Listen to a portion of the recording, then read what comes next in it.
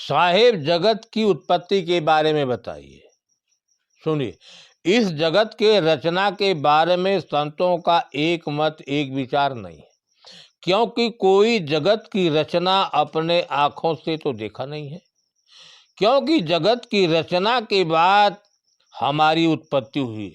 हम लोग अपने आंखों से देखा नहीं है, केवल अनुमान से, तर्क से जगत की रचना की बात कहते हैं।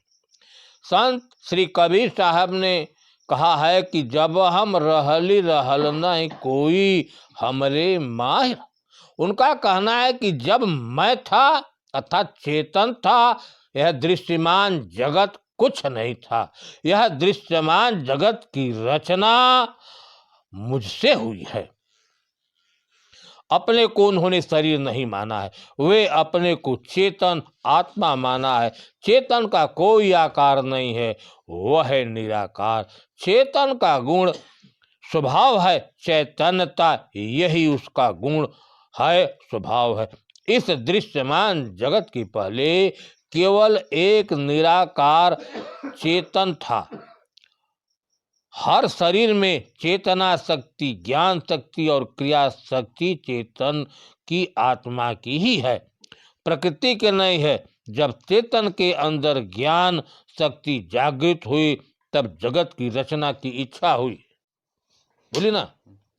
अब प्रश्न उठा कि संसार की रचना किस सामग्री से होगी।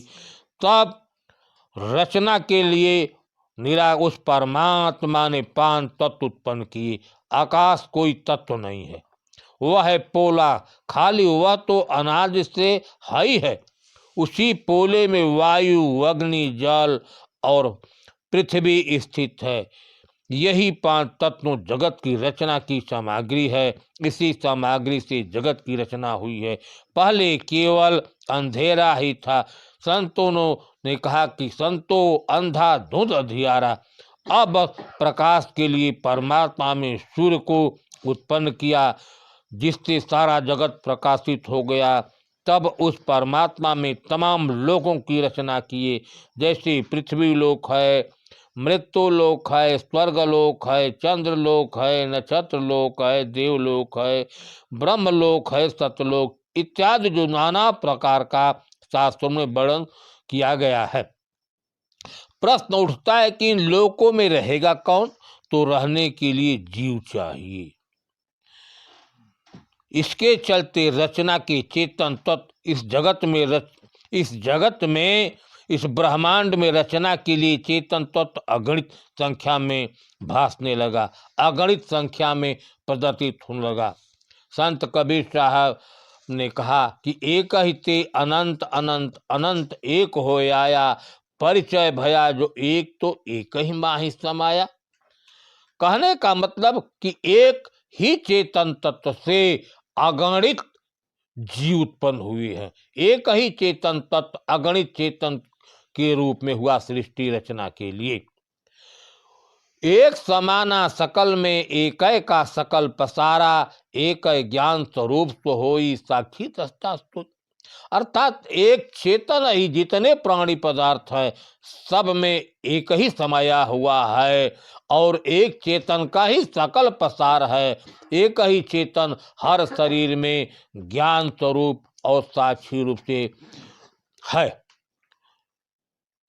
भावार्थ इस कथानकों से यही सिद्ध होता है कि एक ही चेतन तत्व अगणित रूपों में प्रदर्शित होता है। हर शरीर में वह सबको जानने वाला है, सबको देखने वाला है, सबका साक्षी है। इस जगत में जितने शरीर घट हैं सब में एक ही चेतन तत्व परमात्मा तत्व है, उसमें कोई अंतर नहीं है। इस जगत की रचना में परमात्मा ने सर्वप्रथम एक मानव की शरीर 5 तत्वों से बनाया और उसमें चेतन प्रवेश कर गया। तब वह शरीर चैतन्य हो गई, उसमें सोचने समझने क्रिया करने की शक्ति हो गई।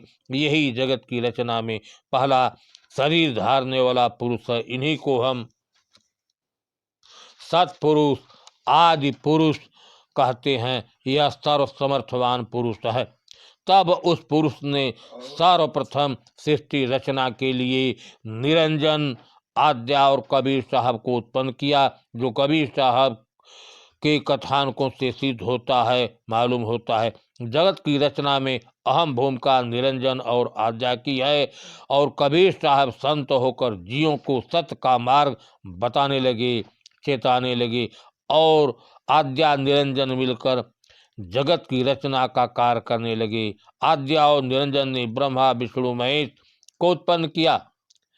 सभी लोगों ने शरीर बनाया, चेतन जीव नहीं बनाया, क्योंकि जगत की रचना के चलते एक ही चेतन अगणित रूप में परिणित हो गया। जितने घर बने, शरीर बने, उसमें रहने वाला जीव चेतन आ जाता है।